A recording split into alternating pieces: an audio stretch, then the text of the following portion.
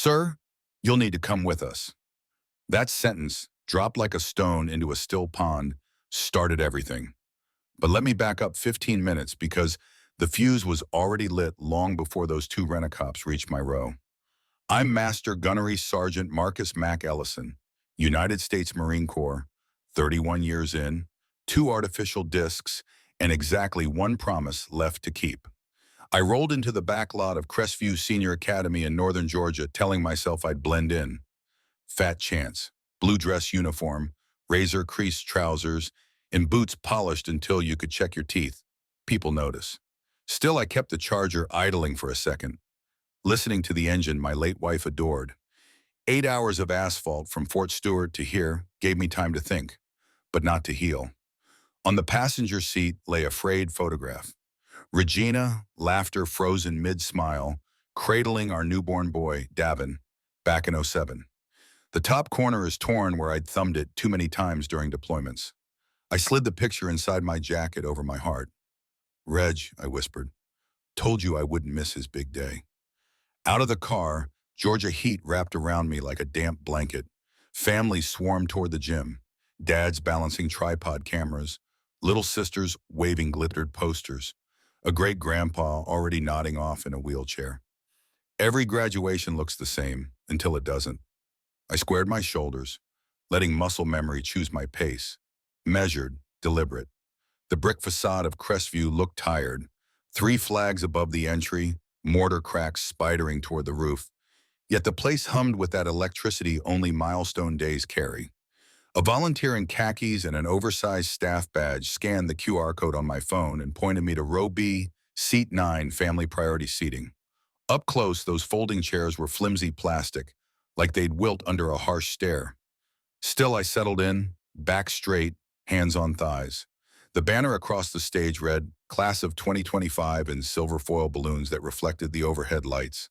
Somewhere among the robed seniors was my kid, tall, wiry, Regina's hazel eyes in a face still searching for its final shape. 18 years had somehow sprinted past me. Noise churned everywhere, bleacher benches clacking, programs fluttering, someone slurping a melted soda. It all felt distant, muffled, as if I were underwater. Only the photo's weight inside my jacket reminded me this was real. The brass of pomp and circumstance blared from cheap speakers, and everyone surged to their feet.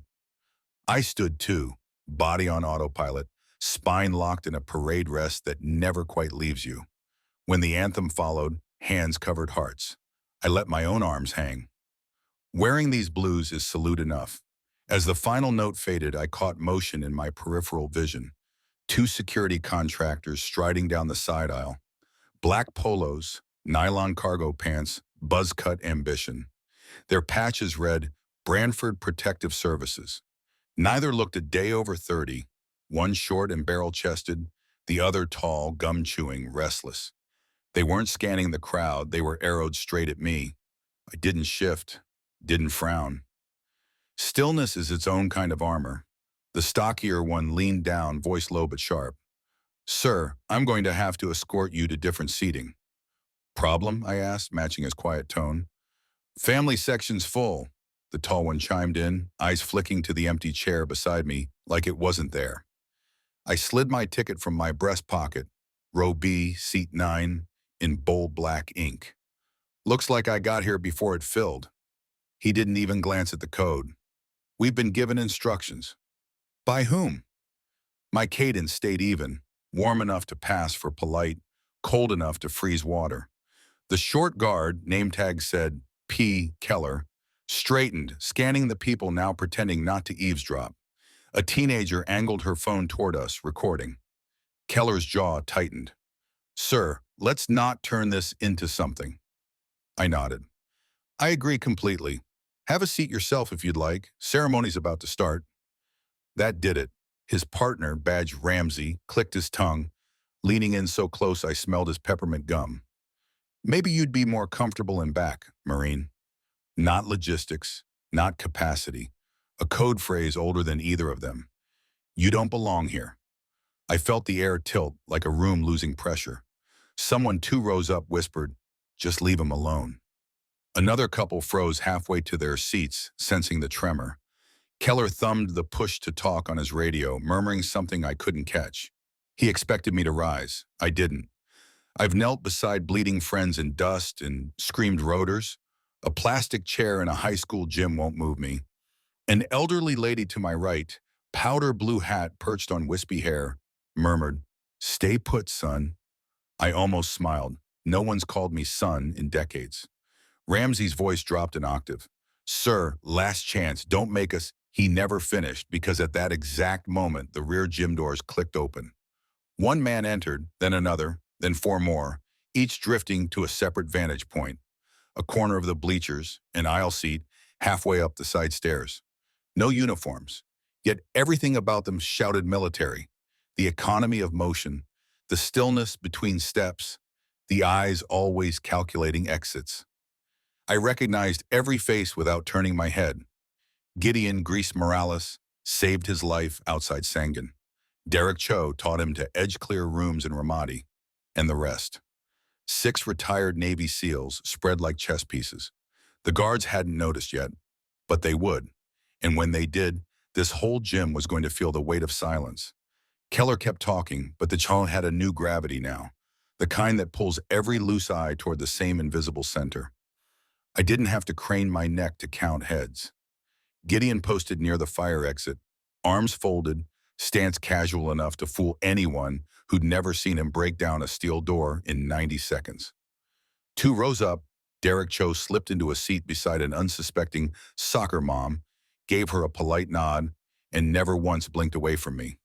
On the east bleachers, Cal Rook Stanton rested one boot on the step below him, scanning the scene as if reading wind before a shot. The last 3, Zach Yates, Doc Alvarez, and Liam O'Connor, fanned out until every approach lane toward my row was covered. None of them spoke. They didn't need to. Ramsey finally caught the shift. His chewing slowed, eyes darting at the sudden statues scattered through the audience. Keller felt it too. Uncertainty moved across his face like a passing cloud. I stayed seated. "Sir," Keller said, voice thinning, "please cooperate." "Seems I already am," I answered. "Your feet are the ones doing laps." He opened his mouth again, but Rook stood. One movement, smooth, deliberate, and the bleachers creaked under the redistribution of focus. Every parent, every student sensed it. That hush before a lightning strike. "Is there a problem here?" Rook's tone was level, almost polite, yet it sliced through the ambient chatter like a whistle blast. Ramsey straightened. "Security matter, sir. Sit tight." "That Marine," Rook replied, pointing at me with a tilt of his chin, "is exactly where he's supposed to be." Keller squared his shoulders. "And who decides that?" Rook's smile never reached his eyes. "History does." Flashback hit me like a sandstorm. Helmand Province, 2010. Our convoy shredded by an EFP, fire licking the sky orange. Rook, then a freshly minted SEAL, lay pinned under a ruined comms crate. Taliban rifles cracked from the ridgeline. I'd sprinted 50 meters through open kill zone, bullets spitting dust at my heels. Lifted that crate with one good arm and a prayer while my other hand pressed a tourniquet against my own bleeding calf. Hauled him out, dragged him behind a smoking MRAP, then covered his exit with a sagging M240 until air support arrived. I still hear the rotors when I close my eyes. Back in the gym, Keller's hand drifted toward his belt radio again. From the corner of my vision, I saw Gideon tilt his head, almost imperceptible. That was a warning, not a threat. The room's temperature seemed to drop 10 degrees. Kids on the stage fidgeted. The principal glanced over, confusion knitting her brows. Somewhere a baby cried, then hushed. Mothers know when tension is real. Ramsey lowered his voice. "Sir, let's de-escalate." "I'm seated," I reminded him. "You're standing. Do the math." Rook stepped into the aisle, every SEAL's gaze tracking with him, silent spotters on invisible overwatch. He halted one row away from Keller. "You're wearing private sector threads, friend. Means you answer to the school board, who answer to the taxpayers, which includes this Marine. Now, unless you're prepared to file a formal complaint against a decorated veteran for sitting in his assigned chair, I recommend you back up 3 paces and rethink your afternoon." Keller's Adam's apple bobbed. Ramsey mumbled, "Let's call it," but Keller stubbornly held position. ego digging trenches his courage couldn't fill. That's when the first applause started, just a single pair of hands, slow, deliberate. It belonged to Mrs. Hubbard, the 80-year-old in the powder blue hat beside me. After 2 beats, the clapping doubled, we trebled, rippling across the gym like rain on a tin roof. Parents, teachers, even a few graduates on the sidelines joined in. They didn't know every detail, but they knew right from wrong when it walked in wearing dress blues. Under that swell of steady, unhurried claps, Keller's face turned the color of bad clay. He shot a look at the principal for backup. She shrugged helplessly, swept up in the crowd's verdict. Ramsey finally tugged his partner's sleeve. "Come on, man." Keller hesitated one more heartbeat, then stepped back, lips pressed thin. Rook inclined his head, a bow, not of victory, but closure, before reclaiming his seat. The clapping faded, replaced by a buzz neither the PA system nor 1,000 diplomas could drown. I exhaled, long and even, letting my pulse settle. But I knew this wasn't over. Ego bruises behave like fresh shrapnel. They work their way toward daylight sooner or later. My job was to stay calm, for Davin, for Regina, for every memory pinned inside this jacket. The ceremony stumbled forward, the announcer resuming the roll call with a quiver in her voice. Yet the gym's axis had shifted. Every set of eyes bounced between the stage and row B, seat 9. 3 students in, Keller and Ramsey hadn't moved far. They hovered by the wall, whispering, planning. If they chose to try again, they wouldn't get a third warning. And deep down, they knew it. Across the floor, Davin's line inched closer to the stairs, black gown swishing around sneakers he'd sworn he wouldn't wear. He caught my eye, worry etched behind teenage bravado. I gave him a nod, steady, unbreakable. His shoulders lowered a hair. He turned back toward the stage. Another name, another polite cheer. Time stretched tight as barbed wire. Then Keller lifted his radio, thumb hovering. I saw Rook's knuckles whiten around the armrest 2 rows up.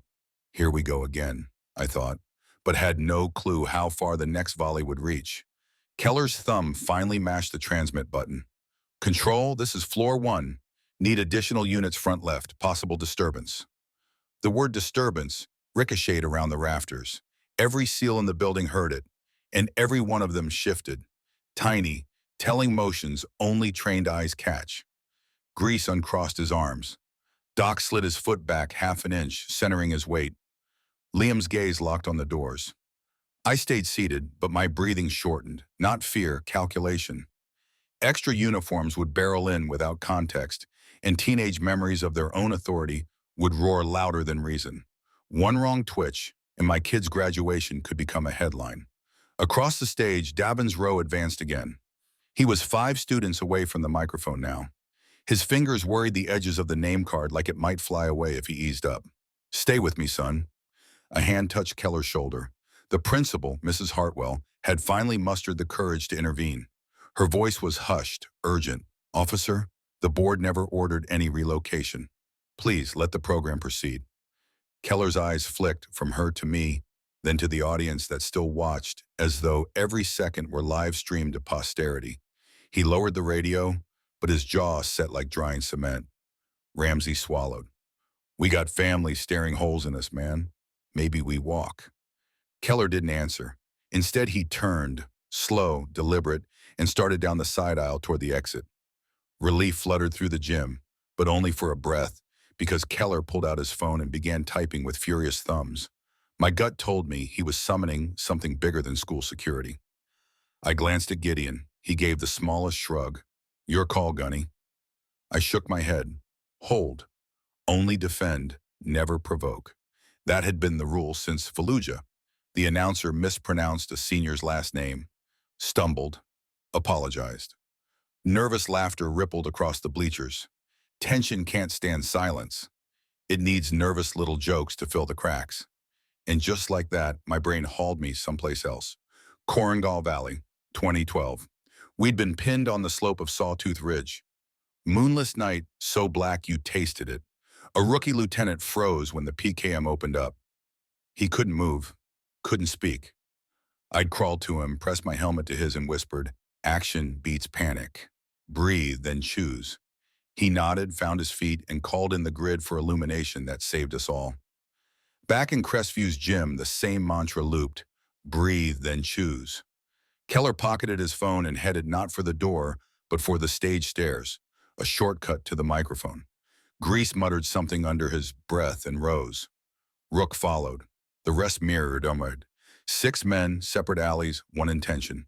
Stop a bad idea before it snowballed. Mrs. Hartwell noticed too late. Keller reached the bottom step, raised a hand toward the MC, and that's when Grease blocked him. No shove, no words, just the immovable presence of a man who had once yanked a drowning pilot out of a burning Super Hornet. Keller's face flushed crimson. The MC hesitated, glancing frantically between them, then leaned into the mic. Continuing with the roll of graduates. Next name, applause, next name, breath. Then, Davin Ellison. Time slowed. I felt sound before I heard it. Thunderous, unified clapping, but threaded with something steadier. The deliberate cadence of 6 SEALs at full attention, palms meeting like rifle bolts. The crowd followed their rhythm, a rising drum that shook dusty banners above the basketball hoop. Davin stepped onto the stage, shoulders squared exactly the way I'd taught him for JROTC inspections. He accepted the diploma, shook Mrs. Hartwell's hand, then turned toward the sea of faces. His eyes found mine. Everything else vanished. No guards, no tension, no ghosts from deserts far away. Just my boy, grinning the grin Regina used to swear could melt glass. He gave me a little 2-finger salute, half silly, half sincere. I answered with nothing more than a nod, because if I tried to speak, 31 years of swallowed emotion would have burst free. And then Keller shoved past Grease. Gasps rippled. Grease caught the guard's sleeve, restrained him with the elegance of judo. No strike, just redirected energy. Keller stumbled, regained balance, and reached for his belt, where a canister of pepper spray hung. Rook's voice cut through the uproar, soft as a fuse but twice as dangerous. Touch that, and you'll need the ambulance, not him. Keller froze, indecision writ large. Behind him, Davin still stood on the stage, diploma in one hand, astonishment in his eyes. The entire gym inhaled as one, waiting to see which way the moment would break.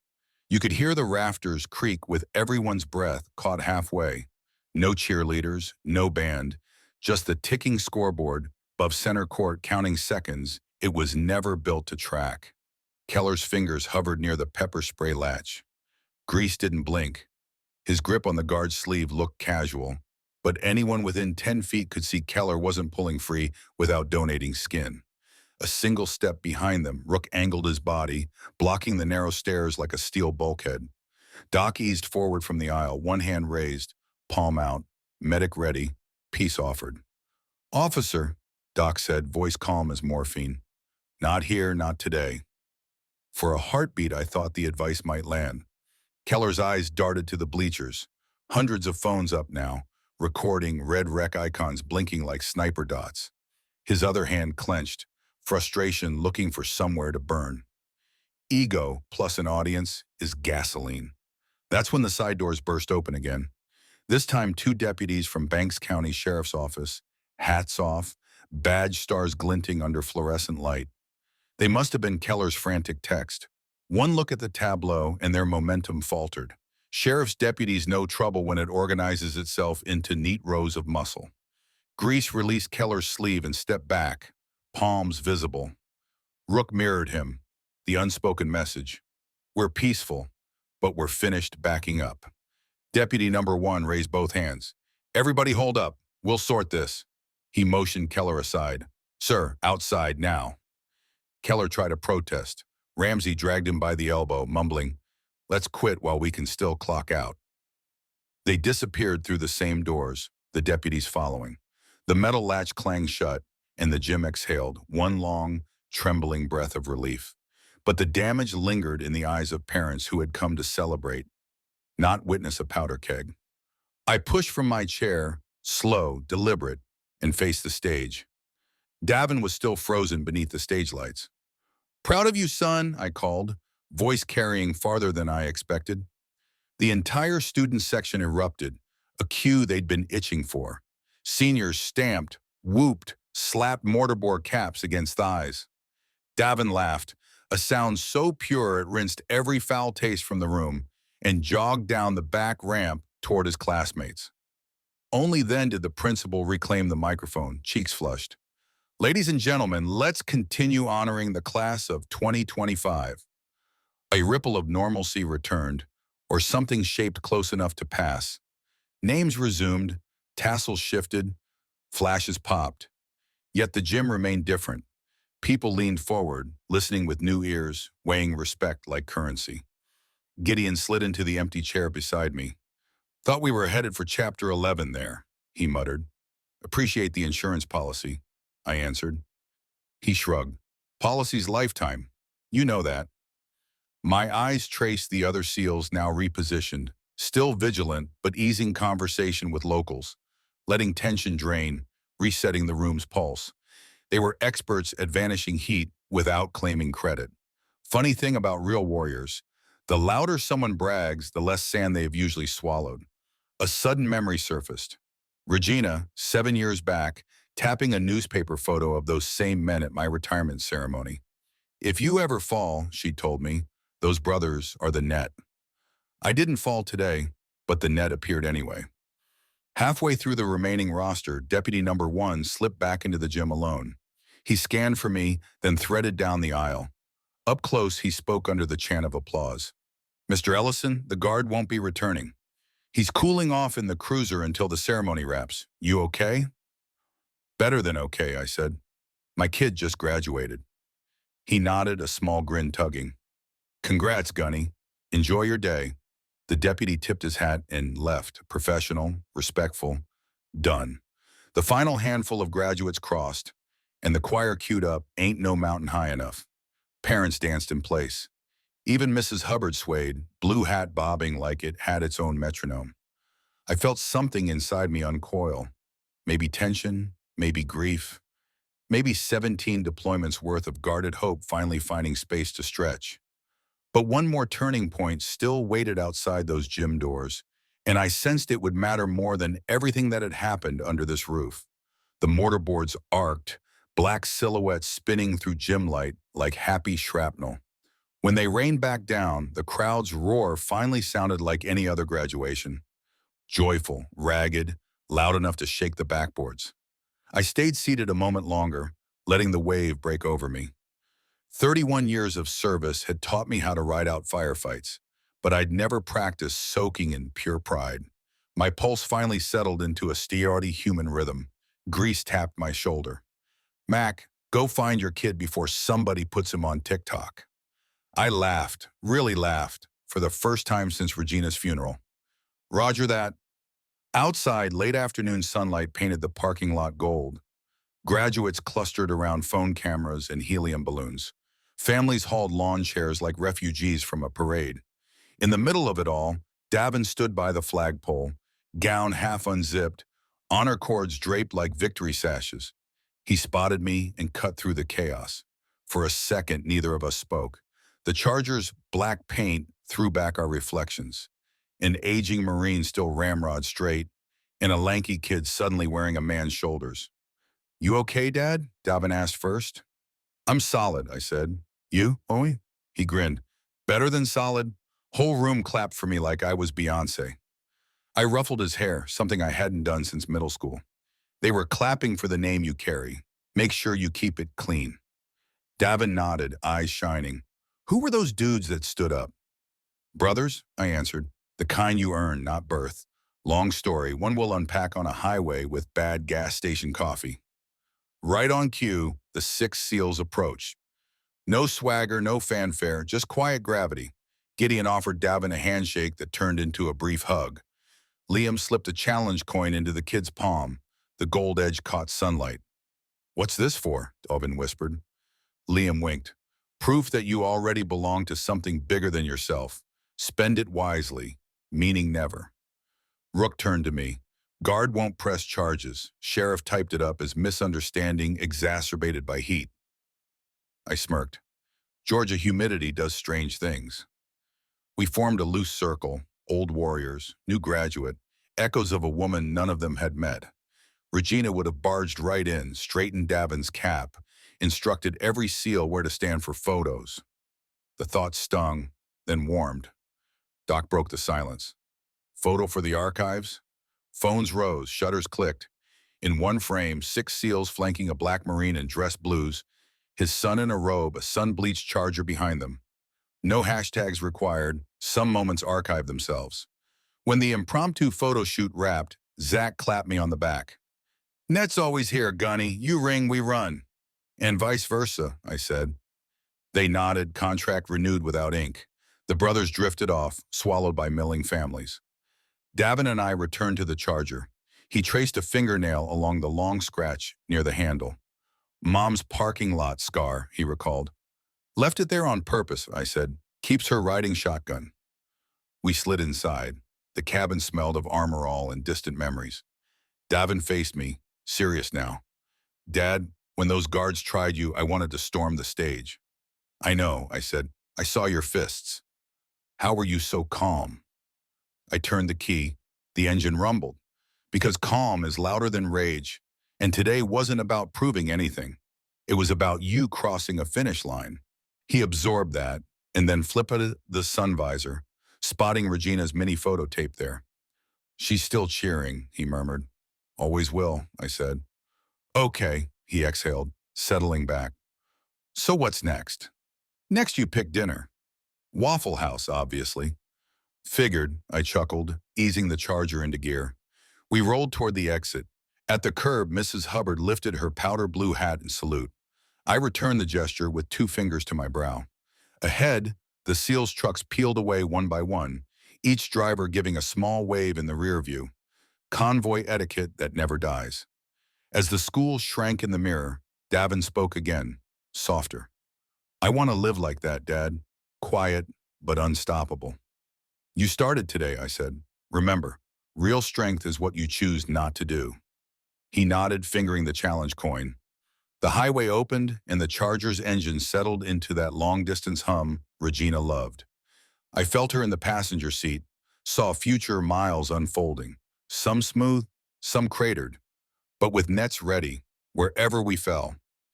If this story hits you where pride meets spine, share it with someone who needs reminding. Dignity can silence a room, and loyalty can fill it back up. Subscribe for more true tales where courage walks softly but never alone.